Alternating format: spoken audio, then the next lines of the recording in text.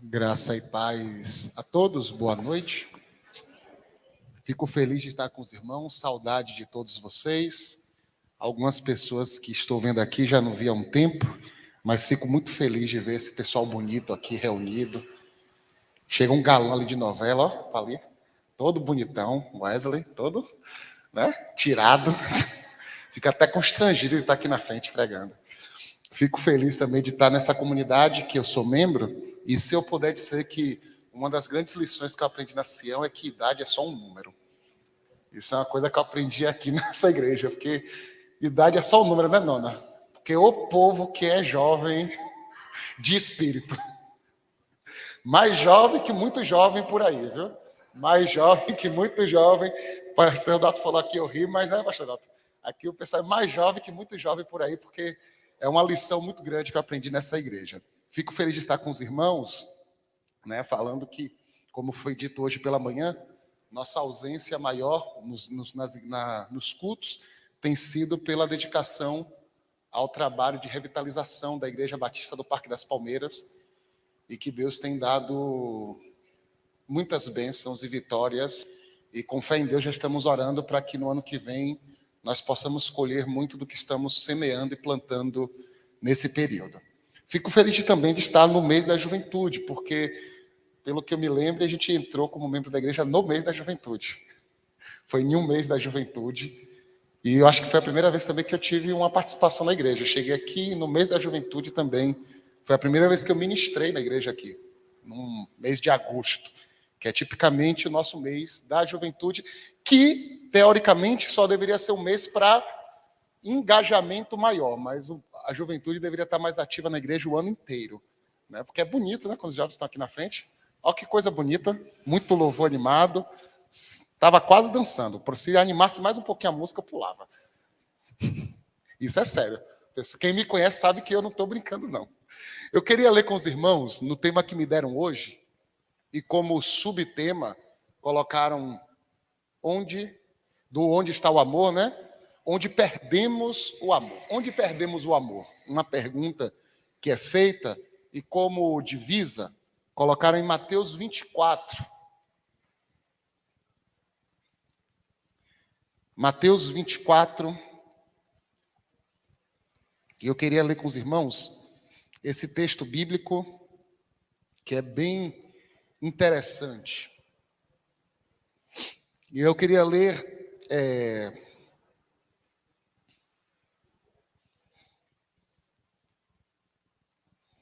a partir do verso 1 até o verso 14, com os irmãos.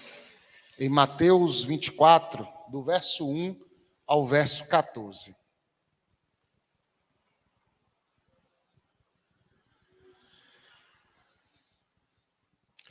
E diz assim, meu texto, que está na versão NVI, diz assim: Jesus, saindo do templo, e, enquanto caminhava com seus discípulos, aproximaram-se dele para lhe mostrar as construções do templo. Vocês estão vendo tudo isso? Perguntou ele. Eu garanto que não ficará aqui pedra sobre pedra, serão todas derrubadas. Tendo Jesus se assentado no Monte das Oliveiras, os discípulos dirigiram-se a ele em particular e disseram: dize-nos quando acontecerão essas coisas? E qual será o sinal da tua vinda e do fim dos tempos? Jesus respondeu: cuidado, que ninguém os engane, pois muitos virão em meu nome, dizendo: eu sou o Cristo, e enganarão a muitos. Vocês ouvirão falar de guerras e rumores de guerras, mas não tenham medo. É necessário que tais coisas aconteçam, mas ainda não é o fim. Nação se levantará contra nação, e reino contra reino. Haverá fome e terremoto em vários lugares. Tudo isso acontecerá, e será o início das dores. Então eles os entregarão para serem perseguidos e condenados à morte, e vocês serão odiados por todas as nações por minha causa. Naquele tempo, muitos ficarão escandalizados, trairão e odiarão uns aos outros, e numerosos falsos profetas surgirão e enganarão a muitos. Devido ao aumento da maldade, o amor de muitos esfriará. Mas aquele que perseverar até o fim será salvo. E este evangelho do reino será pregado em todo o mundo como testemunho a todas as nações, e então virá o fim. Oremos ao Senhor. Pai eterno, Deus majestoso, não oro pela tua palavra, Pai, porque já é a tua palavra, mas oro por nossas vidas, ó Pai. Fala conosco, trabalha em nossos corações, para que continuemos, ó Deus, sendo curados, transformados, libertos, restaurados, restituídos e, acima de tudo, convertidos, ó Pai, pela tua palavra, Deus. Que os nossos ouvidos estejam abertos à tua voz e os nossos corações sensíveis, ó Deus, à tua vontade, Pai. Não nos permita sairmos daqui da mesma maneira que entramos, mas saiamos transformados por ti, pela tua palavra, pelo poder do teu Espírito Santo, em nome de Jesus. Amém. Esse é um tema bem desafiador. Eu ministrei na igreja CIB Candeias domingo passado, recebi o tema também da CIB de Camaçari. Eu percebi que os jovens estão muito inspirados esse ano, tá? E com temas bem desafiadores. E esse é outro, né? Onde é que perdemos o amor? E essa pergunta de onde perdemos o amor é uma pergunta que se faz necessária, porque nós temos algumas interpretações erradas do que é amor, até porque nós temos experiências equivocadas quando se trata de amor. Porque não é uma resposta simples, não é uma resposta fácil de se dar. Eu e minha esposa estávamos assistindo um programa acerca de pessoas neurotípicas, ou seja, pessoas que têm algum transtorno muito grave de desenvolvimento, e o produtor do programa sempre perguntava a eles, né, o que era o amor? E aí você via a dificuldade que ele tinha de responder, mas eu pensando cá com meus botões, dizendo, olha, essa não é uma pergunta fácil nem para alguém que não tem nenhum transtorno, imagina para quem tem. Porque é uma pergunta complexa. O que é o amor? O que é amar? E quando a gente fala de amor, a gente sempre vai remeter a coisas genéricas, né? Não, o amor é aquele cuidado.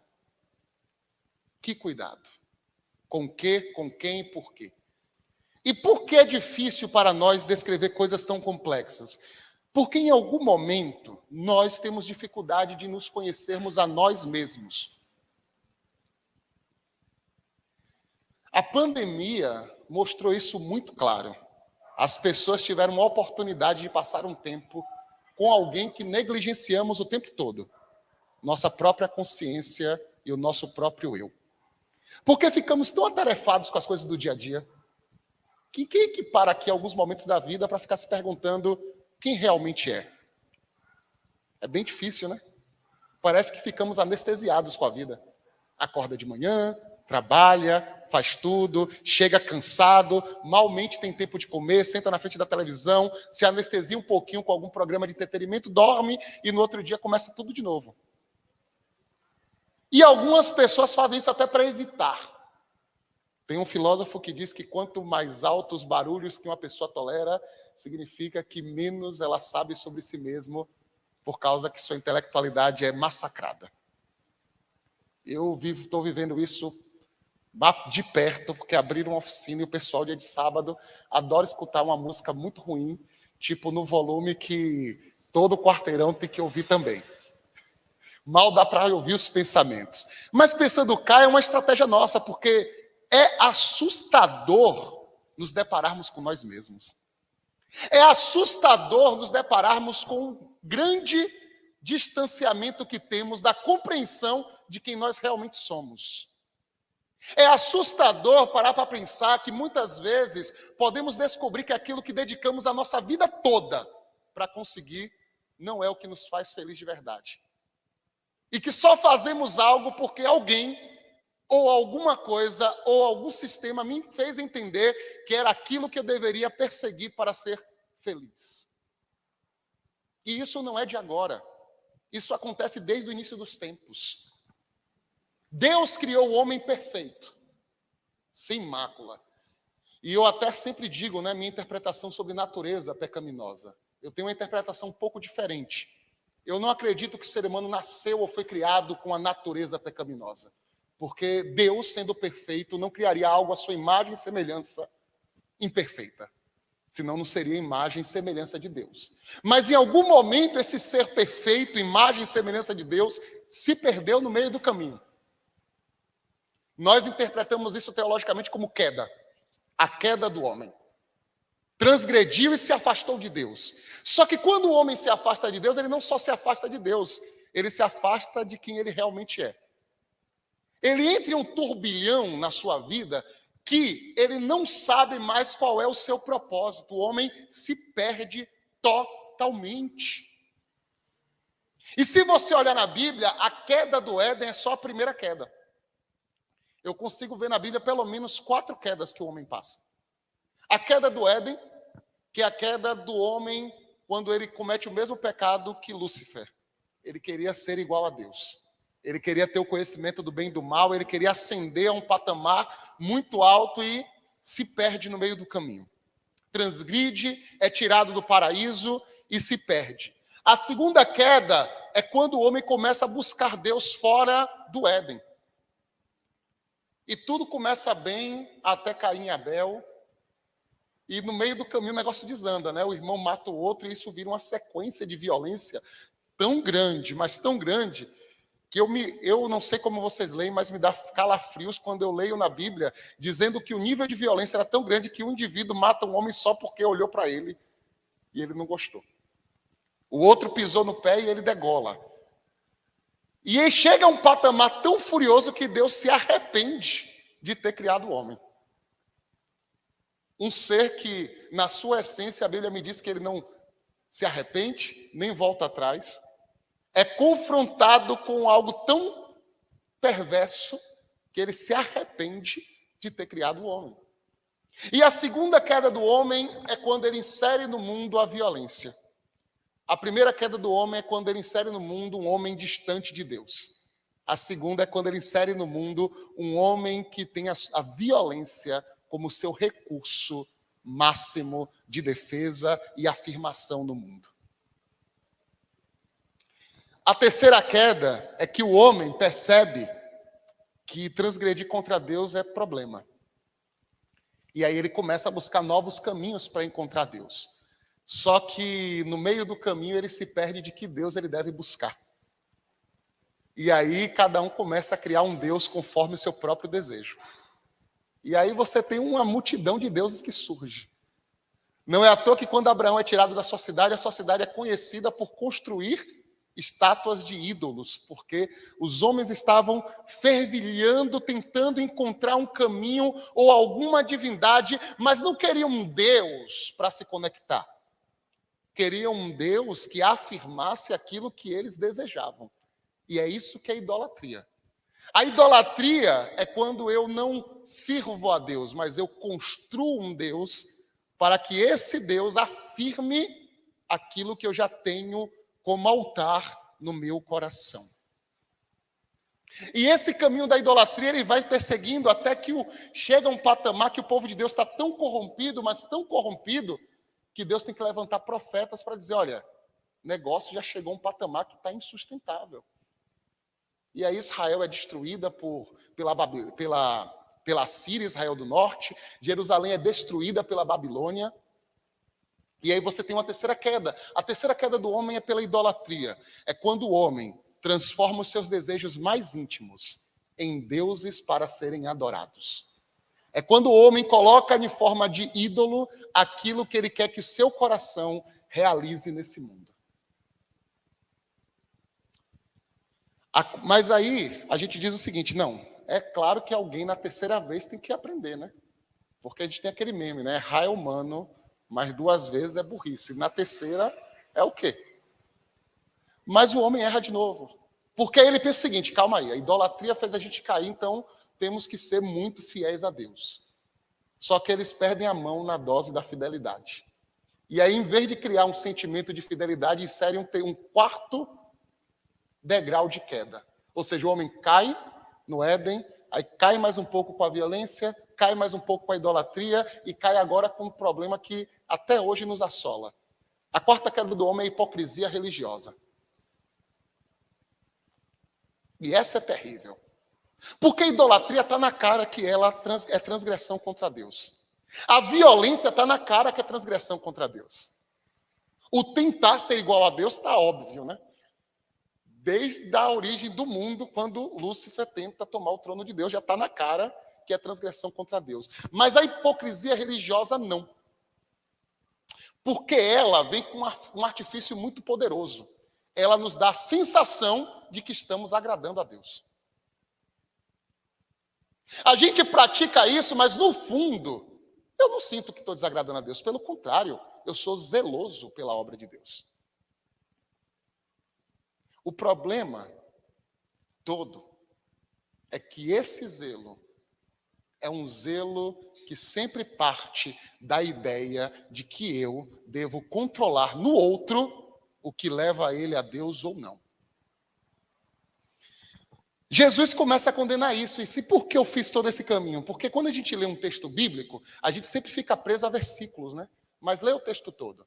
Antes do capítulo 24, Jesus está tendo um diálogo no templo com o povo. E sabe qual é o diálogo de Jesus? Hipócritas. Vocês estão na porta do reino de Deus. Não entram, nem deixam quem quer entrar. Colocam um jugo no povo que nem vocês têm capacidade de suportar. Vocês andam no mundo colocando esse fardo e andando com algumas leis escritas na sua roupa para condenar o outro, coisas que vocês nem fazem. Mas se acham no direito porque, de alguma forma, vocês construíram uma estrutura que dá a vocês uma falsa garantia de compromisso com Deus. E nós achamos que algum ser humano tem o poder de me dizer se eu estou bem ou não com Deus.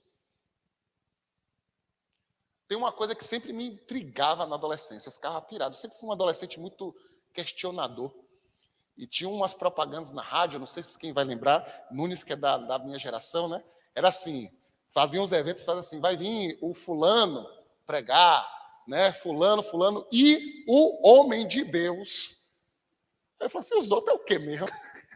Só tem ele, né? O homem de... E botava o cidadão no patamar que ele tem até o poder de dizer, olha, você está desagradando a Deus, você não está agradando a Deus. Quando a gente cria esse sistema, a gente está criando um sistema hipócrita. Porque é quem que tem garantia de quem está perto de Deus ou não? Tem um radar, tem um termômetro, tem alguma maquininha que identifica isso. Consegue entender?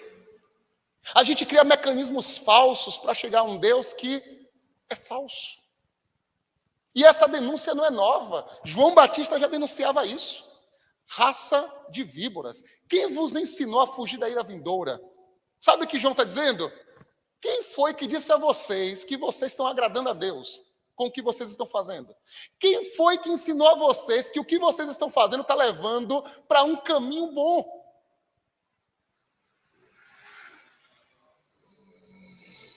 E a gente tem esse hábito de cair na tentação de uma falsa segurança religiosa. E o pior, quando a gente cai nessa falsa sensação, nos dá até o poder de acharmos que temos o direito de inferir ao outro algum tipo de condenação. E aí eu vejo o seguinte, qual é a imagem do povo evangélico no Brasil hoje? Aí alguém diz assim, não, o povo evangélico no Brasil é perseguido. Há muito tempo, eu pensava da mesma forma, continuo pensando, mas eu mudei um pouquinho a forma de pensar isso. Antes, eu achava que a gente era perseguido pelo amor ao evangelho. Eu descobri que no Brasil ninguém é perseguido pelo amor ao evangelho. A gente é perseguido, sabe pelo quê? Quem sabe pelo que a gente é perseguido? A gente é perseguido pelo quanto a gente distorce o evangelho. Pega qualquer um que está com discurso de perseguição cristã na internet e olha qual é a acusação dele. Olha o que é que ele fala.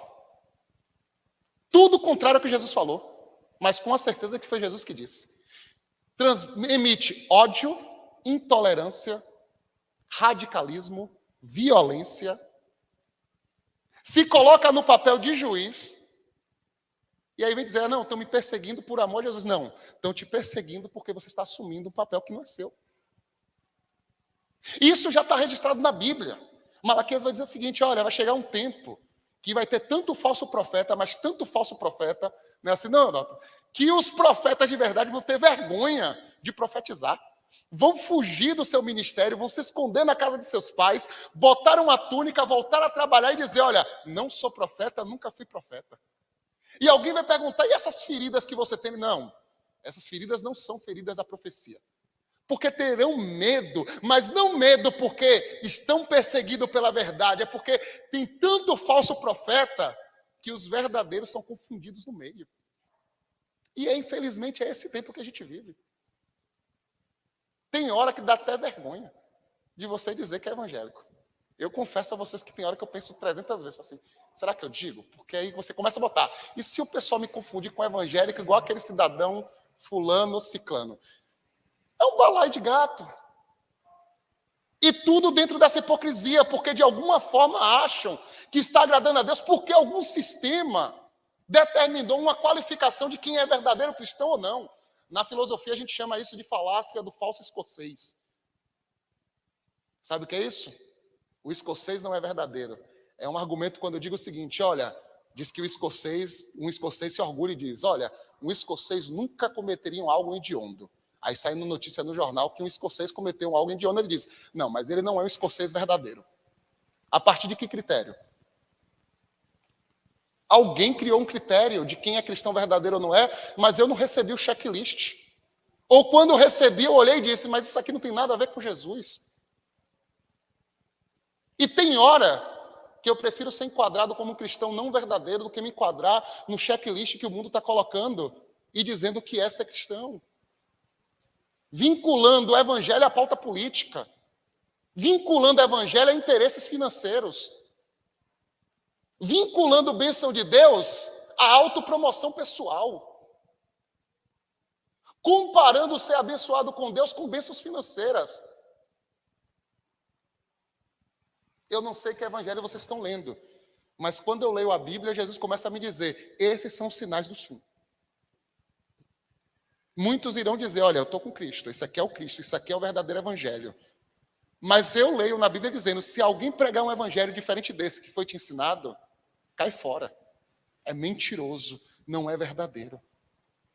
Porque Deus não nos chamou para isso. E quando eu leio esse texto, a última coisa que eu me pergunto é quando. Porque também tem outro problema. Que é o problema de querer calcular quando Jesus volta, quando é fim. Na pandemia, eu não aguentava mais ver vídeo de, olha, o fim está chegando. Aí o camarada fazia um bocado de cálculo miraculoso, teoria da conspiração, os Illuminati, eu ficava assim, meu Deus do céu. O que é que a gente virou? O que é que nós viramos? Mas esse texto não é um alerta para calcular o fim. Todo alerta ou anúncio do fim dos tempos não é para nós nos preocuparmos com o fim, mas é um alerta para nos preocuparmos com o presente. Deus não nos anuncia o fim para que a nossa mente esteja preocupada com o acabar do mundo, mas com a minha jornada enquanto o mundo ainda está existindo. Porque não adianta eu me preocupar com o fim se eu não estou fazendo a jornada corretamente. Não adianta eu me preocupar com a chegada se no percurso até a chegada a minha caminhada não está coerente com o Evangelho de Deus. Porque o grande propósito do Evangelho é o segmento. Sabe o que é segmento? É a jornada que eu faço dentro do Evangelho caminhando com Cristo.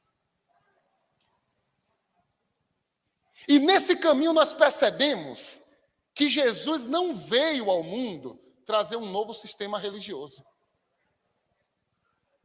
Porque o sistema religioso já estava falido. Jesus veio ao mundo mostrar que só existe um caminho para chegar até Deus. É quando nós sintonizamos a frequência de nossa vida, a essência divina. E uma coisa bonita que eu leio na Bíblia, depois de milhares de versículos, só tem 2 versículos que descrevem Deus.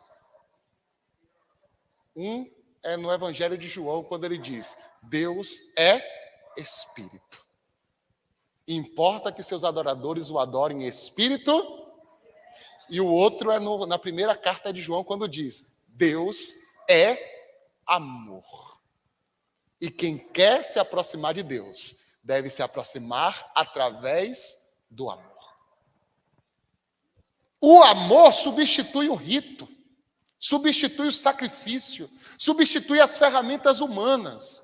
Não é um homem que me diz que eu estou sintonizado com Deus, mas é a minha caminhada no Evangelho que vai identificar se a minha jornada está conectada com Deus ou não.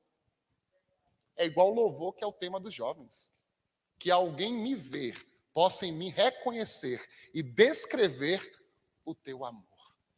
Será que alguém, ao me ver, está reconhecendo e descrevendo o amor de Deus? Porque podem ver tantos homens auto-intitulados homens de Deus dizer que você é um cristão verdadeiro, mas se sua vida não exala o cheiro e o amor de Deus, você não está na jornada do Evangelho. Você pode fazer parte da igreja que mais se intitula verdadeira. Se a sua vida não exala no decorrer do dia a dia o amor verdadeiro de Deus, você está distante de Deus. E achando e se enganando, porque Deus é amor. E quem quer se aproximar de Deus, se aproxima no amor. É por isso que o texto vai dizer qual é o sinal do fim dos tempos. O amor de muitos se esfriariam, porque um dos sinais do fim dos tempos é o distanciamento da presença de Deus.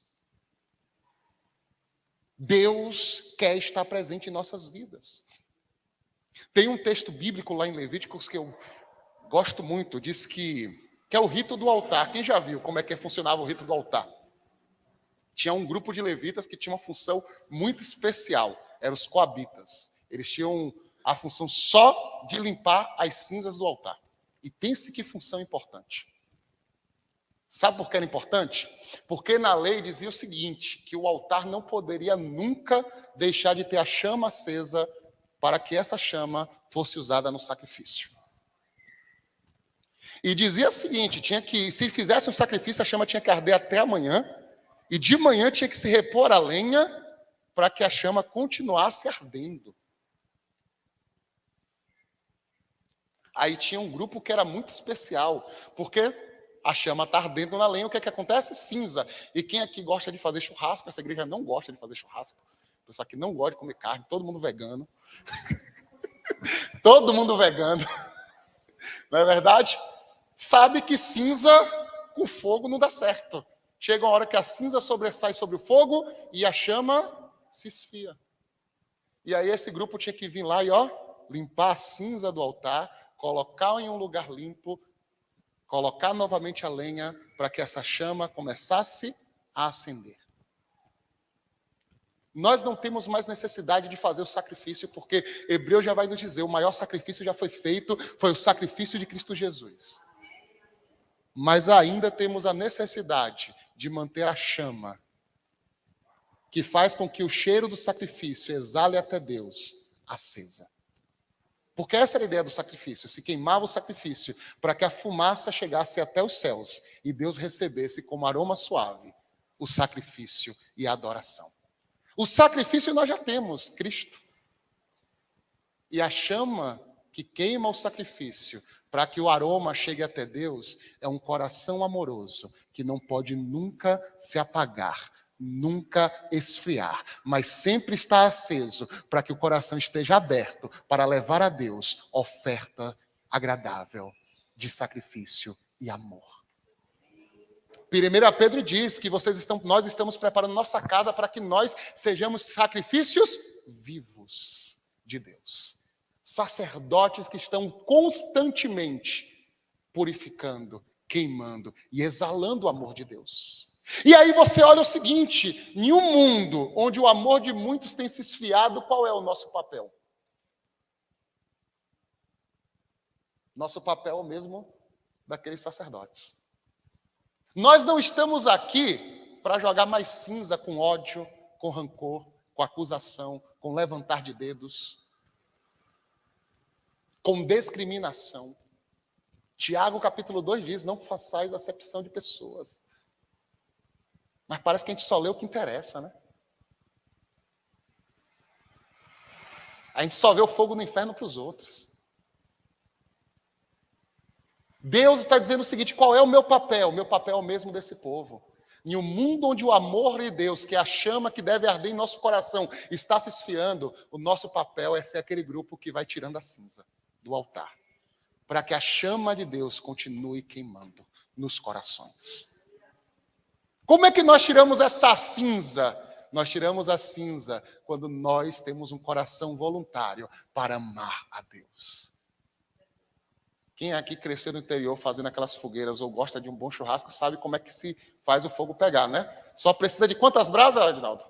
Uma. Só uma. Por quê? Uma pegou, juntou nas outras, pega em todo mundo.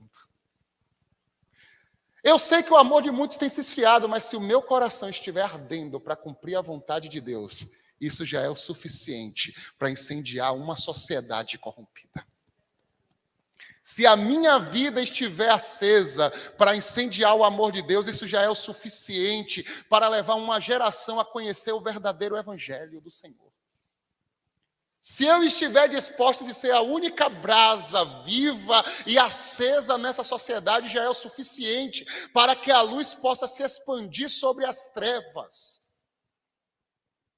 E isso significa não cair na tentação das quedas, porque nós temos agora a tentação da quinta queda, que é a queda do poder.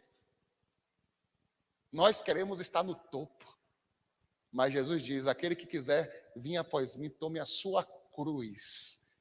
Não é degrau, igual esses coaches motivacionais, coloca o degrau, não. O que eu carrego não é degrau de vitória, é cruz. Tome a sua cruz, e você não sabe o que significa a cruz, porque a gente interpreta errado.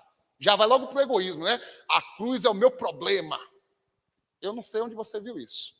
Porque quando eu leio na Bíblia, Hebreus me diz que a cruz simbolizava o pecado dos outros.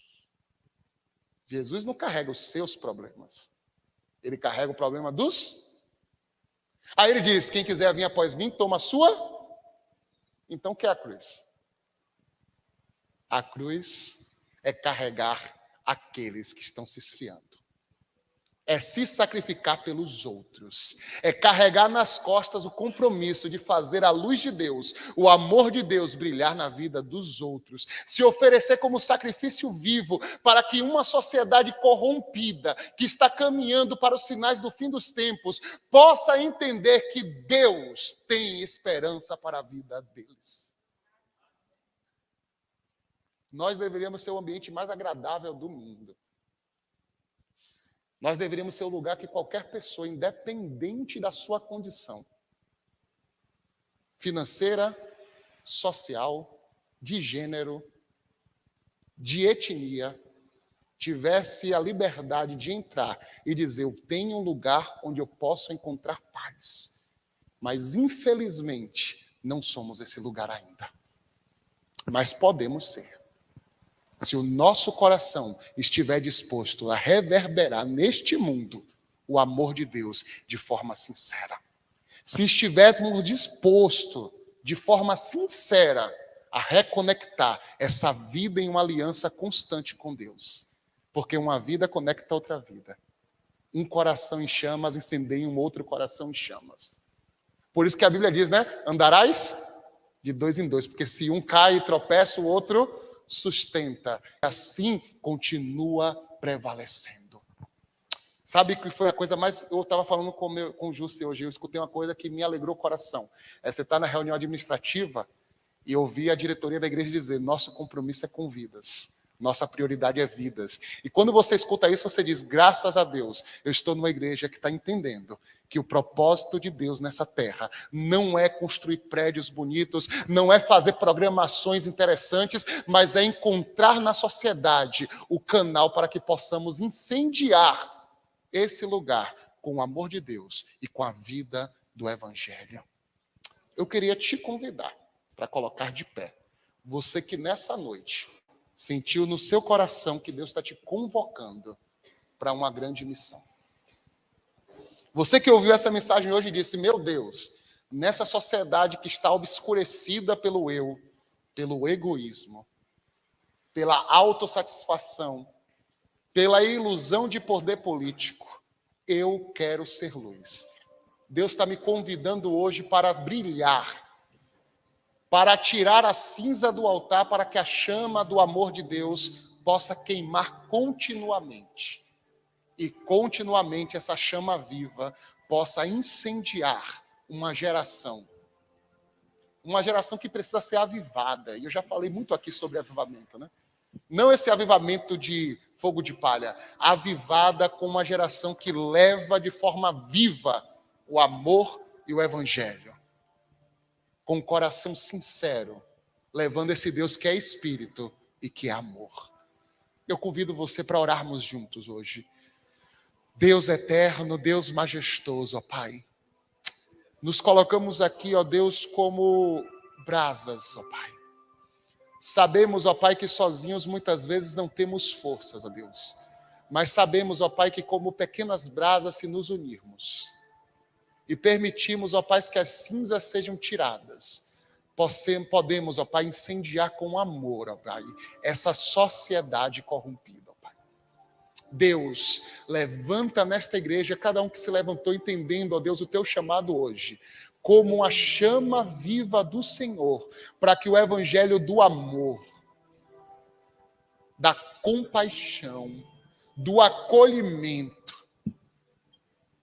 da sinceridade, venha reluzir em um mundo onde ser evangélico tem sido de forma continuamente distorcida.